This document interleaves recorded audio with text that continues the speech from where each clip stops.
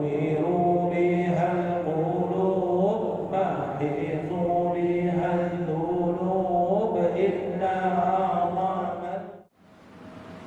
Jadi dalam kitab ini dia menyatakan beberapa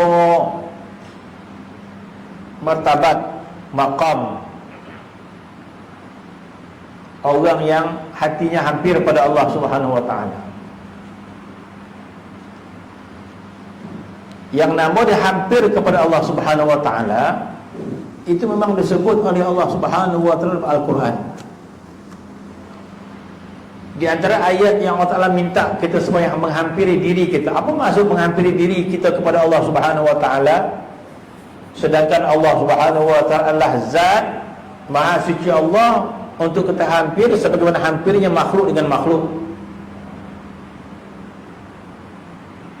Maha suci Allah Subhanahu wa taala untuk disamakan hampir kepada Allah macam hampir makhluk dengan makhluk.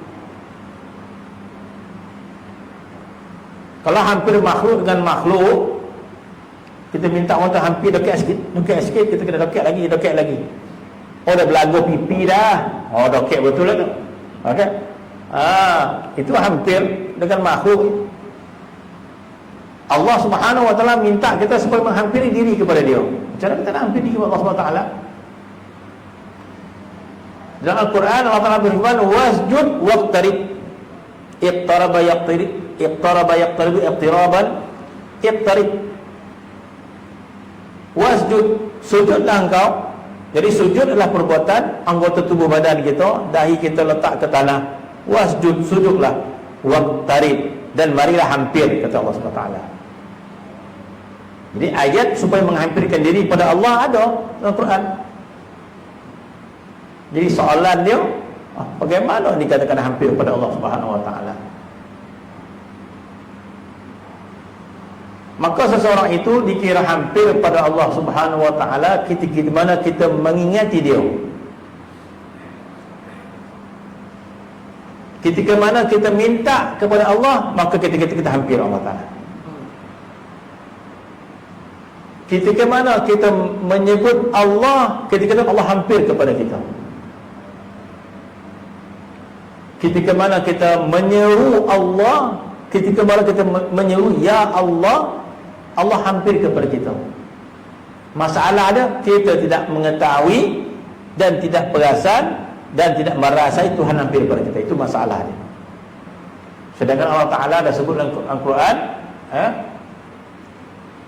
wa iza sa'alaka ibadi anni fa inni qarib. Allah Ta'ala sebut begitu. Wa iza sa'alaka ibadi anni fa inni qarib. Apabila hamba itu meminta kepada aku, minta apa saja, fa inni qarib, aku hampir. Bermaksud ketika mana kita minta kepada Allah, Tuhan hampir. Begitu juga ketika mana kita mengingati Allah, bermaksud kita menghampir diri kepada Allah Subhanahu wa taala. Itu maksud hampir kepada Allah Subhanahu wa taala. Maha suci Allah, untuk kita hampir kepada Allah dengan zat sebagaimana makhluk.